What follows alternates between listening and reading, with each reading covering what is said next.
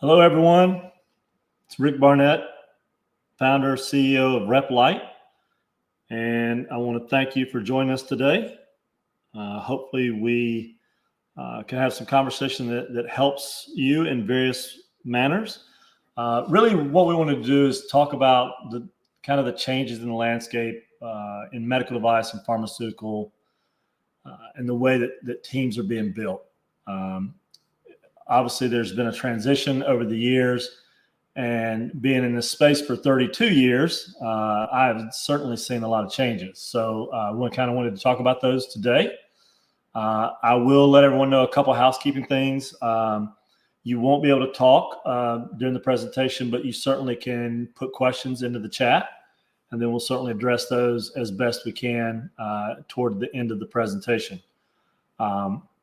The presentation itself is relatively quick, probably 20 minutes, and then we can take the questions and hopefully provide some clarity and some good information for you guys. So with that, we'll go forward and start the conversation. So, for those of us, and I'd like to say, I know that there's various people in here. There's obviously sales leaders, there's hiring managers, there's candidates, there's C-suite executives.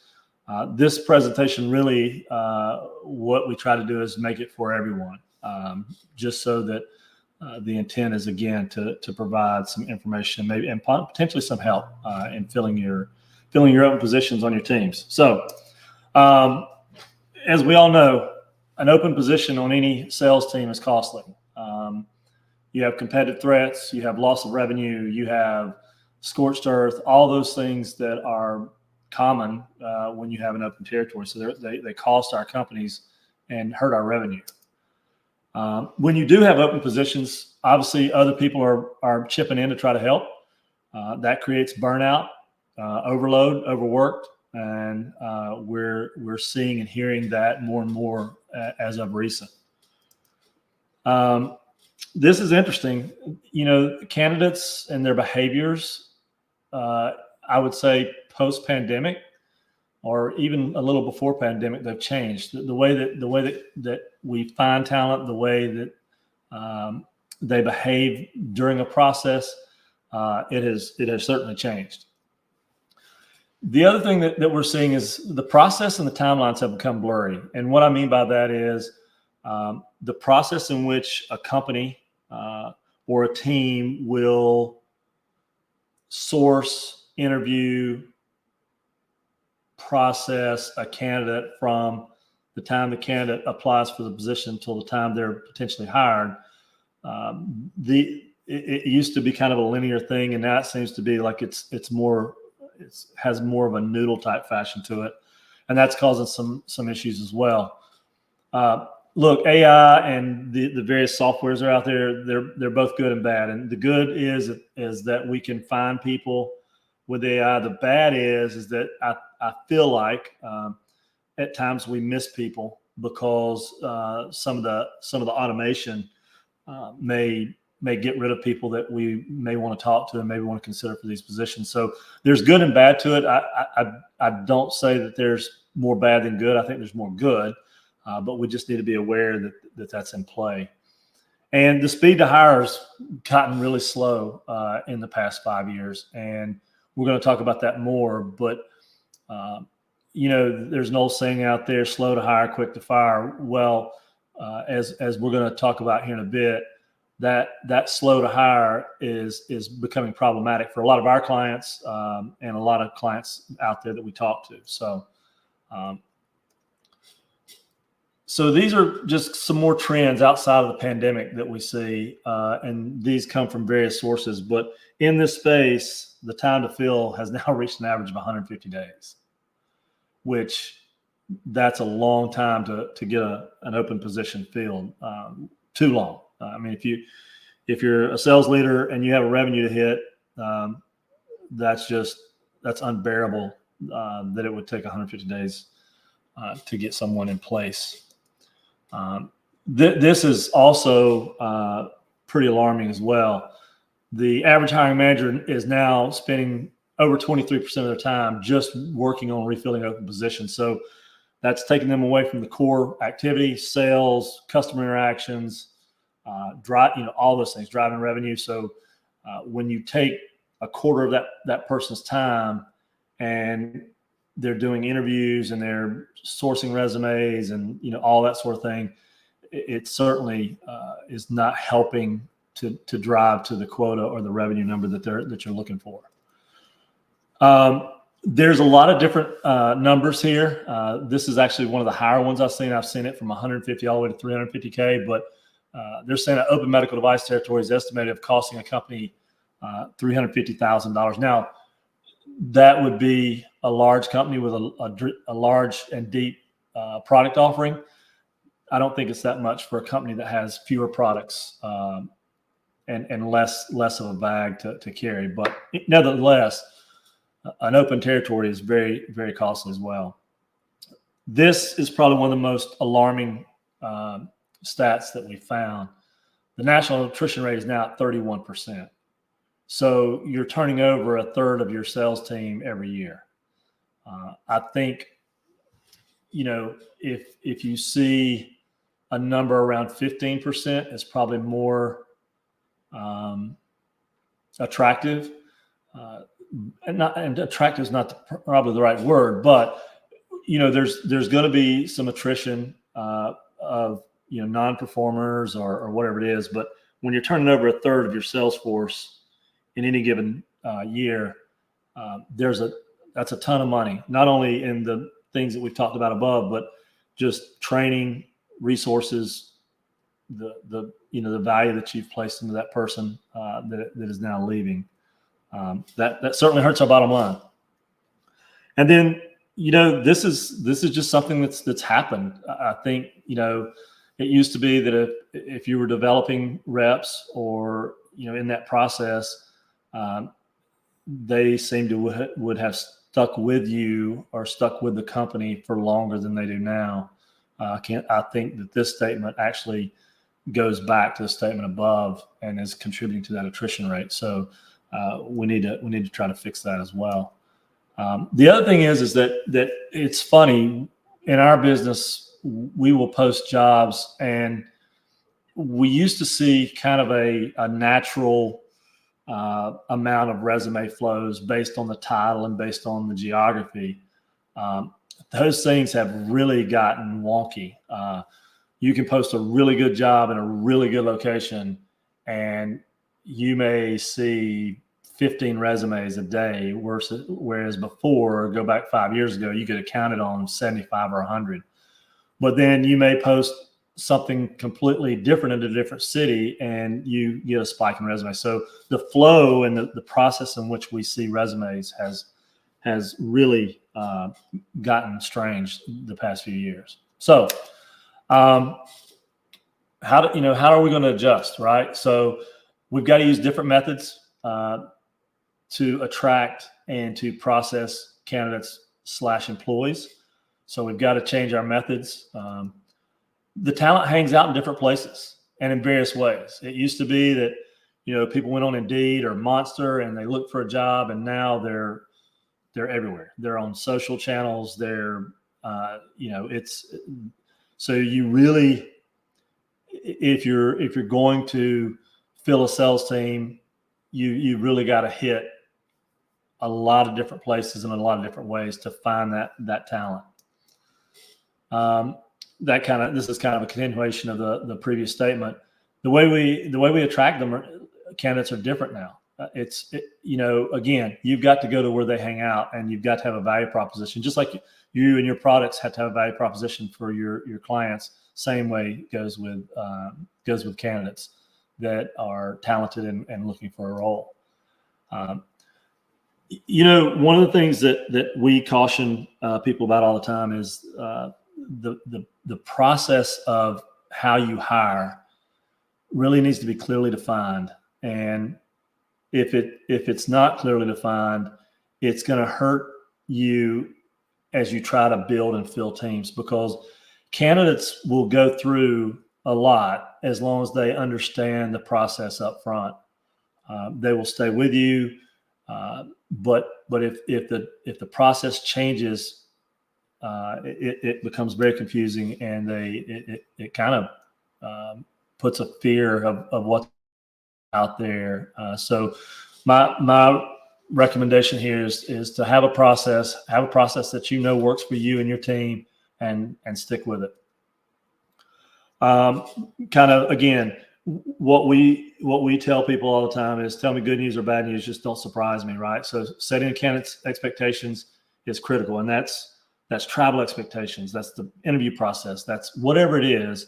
The earlier you can get a candidate to understand what's in front of them, the higher chance you've got of getting that candidate through the process, and the higher chance you have of that candidate having tenure with your company and performing well year over year. This I mentioned on the first slide. Speed to hire is critical. What I will tell you is that the really strong candidates, they don't wait around.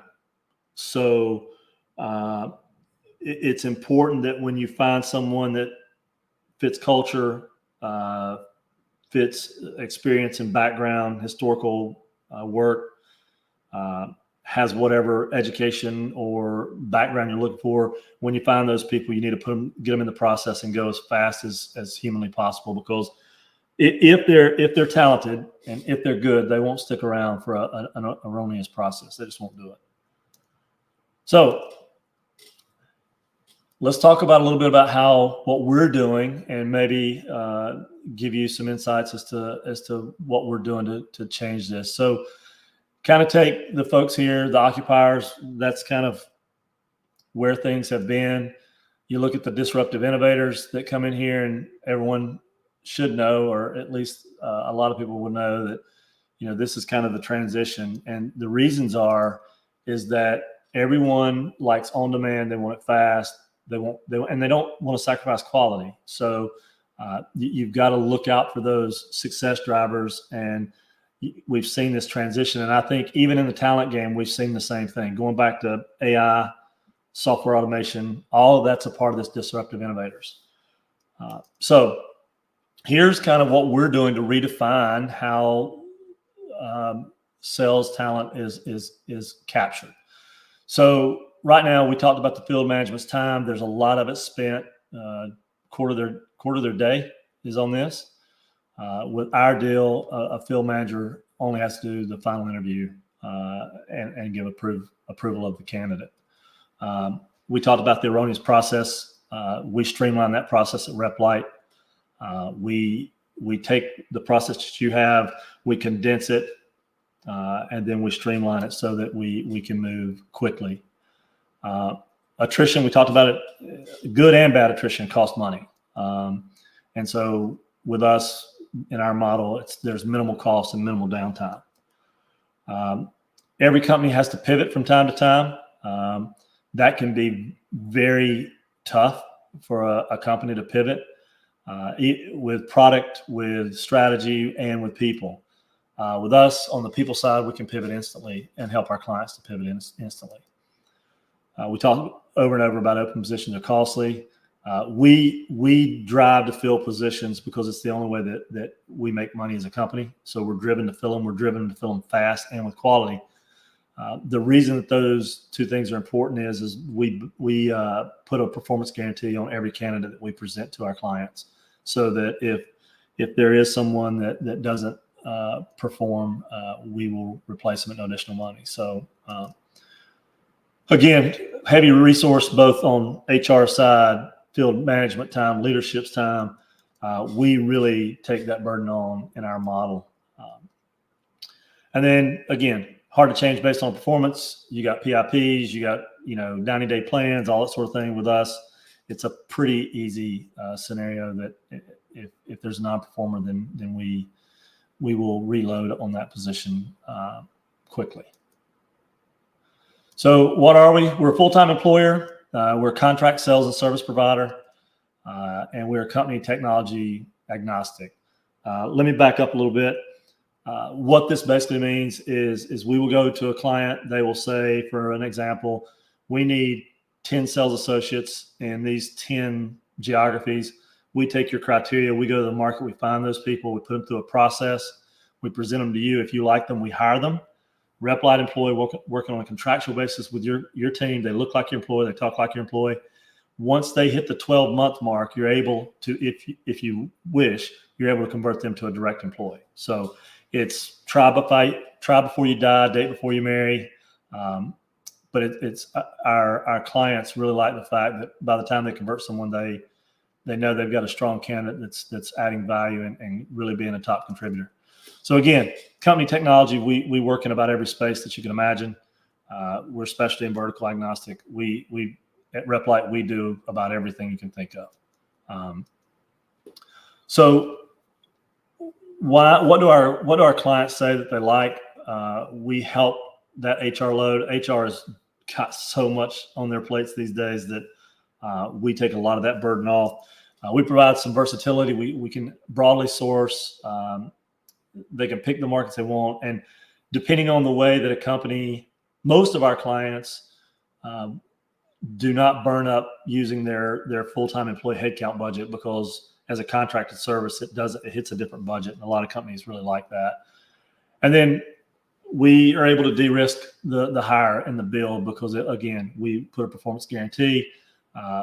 Again, you can promote or hire at will after 12 months, and then we make it scalable, because I think if you think about those of you who are baseball fans like I am, every Major League Baseball team has minor league or farm team leagues that support that Major League team.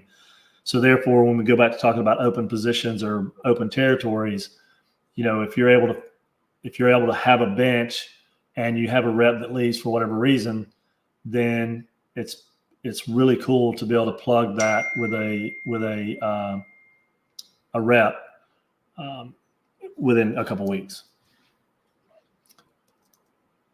These are kind of the positions that we typically work on. It's not all of them, but really just about anything in the space. And again, we primarily are in medical device, and pharmaceutical.